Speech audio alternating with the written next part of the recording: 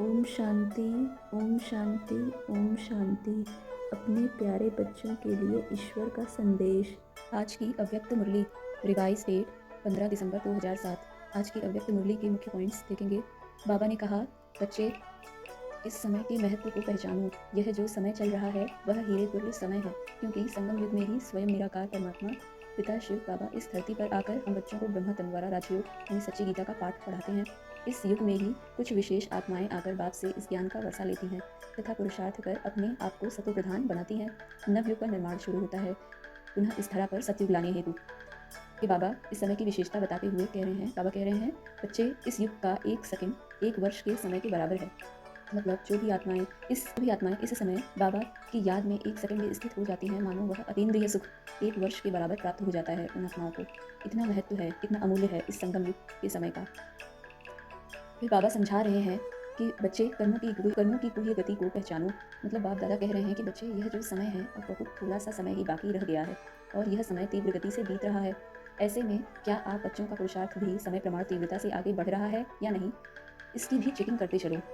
जैसे आज बाप दादा ने जो बच्चे ज्ञान में पीछे आए उन्हों को तीव्र गति से आगे बढ़कर पुरुषार्थ कर अपने आप को सतो प्रधान बनाने के लिए उन्होंने उत्साह बढ़ाया है उनका, और कहा कि आप पीछे भल आए हो परंतु अपने तीव्र पुरुषार्थ के बल पर फर्स्ट डिवीजन में जा सकते हो। यानी कि पीछे आने वालों को बाप दादा एक्स्ट्रा हिम्मत और वरदान दे रहे हैं। हिम्मते बच्चे मददे बाप, आगे वालों से भी आगे जाओ। आप दादा कह रहे हैं कि बच्चे पुरुषार्थ के साथ साथ अपने पुण्य का खाता कितना जमा हुआ इसकी भी चेकिंग करते चलो। इसकी चेकिंग के लिए बाप दादा ने 3 बातों पर ध्यान देने को कहा है।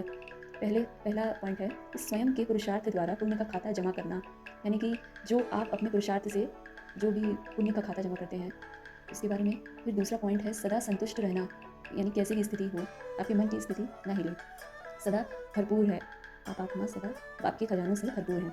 तीसरा, सदा सेवा में अथक, यानी हमेशा इस ज्ञान को दूसरों को सुनाने के लिए सेवा में तत्पर रहने वाला, सदा निस्वार्थ और बड़ी दिल से सेवा करना। ऐसे बच्चे तीव्र पुरुषार्थी कहलाते हैं। तो बाबा कह रहे हैं अपने आप की चेकिंग करो। यह तीनों बातों पर ध्यान देकर अपने पुण्य का खाता जमा किया जा सकता है। फिर बाबा ने आज तीव्र पुरुषार्थ के 2 लक्षणों को बताया है। पहला है नष्टो मोहा स्थिति, दूसरा है एवर रेडी। मतलब जो बच्चे अपने पुरुषार्थ में तीव्र गति से बढ़ रहे हैं उनके भीतर जरा भी देहभान नहीं होगा। ऐसे बच्चे सदा देहभान से मुक्त होंगे। इसे कहते हैं सदा स्वभाव में कार्य में सदा संपर्क में इजी रहेंगे ऐसे बच्चे। इसे कहते हैं नष्टो मोहा स्थिति। फिर एवर रेडी बनना।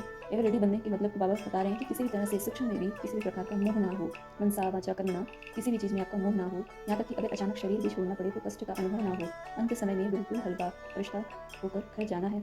इसे कहते हैं एवर रेडी स्टेज। अब कह रहे हैं कि अब बिल्कुल ईजी होकर रहना है ताकि अचानक कुछ भी हो आप बच्चे तैयार रहो। आज बाबा वरदान देते हुए कह रहे हैं कि आप बच्चों के बीच सदा एक बाप से जुड़ी होने के कारण आपके चेहरे से रूहानियत प्रत्यक्ष होगा। आप बच्चों की साइलेंस की शक्ति से अन्य आत्माएं रूहानी रॉयल्टी अनुभव करेंगी या फिर उनको रूहानी रॉयल्टी अनुभव होगा। रूहानी रॉयल्टी का मतलब है सदा इस स्मृति में रहना कि एक बाप दूसरा न कोई। आज की अव्यक्त मुरली तो मूल बात यही है, बाबा समझा रहे हैं। फिर बाबा आज कह रहे हैं कि बच्चे अब एक मेरी याद में श्रेष्ठ कर्मों का खाता बढ़ाते चलो तो अपने आप तुम्हारे विकर्म विनाश हो जाएंगे। मतलब तुम बच्चे अगर मेरी याद में रहेंगे तो विकर्मों से छूट जाएंगे, फिर तुम्हारी अशरीरी व आत्म अभिमानी अवस्था बन जाएगी। ओम शांति।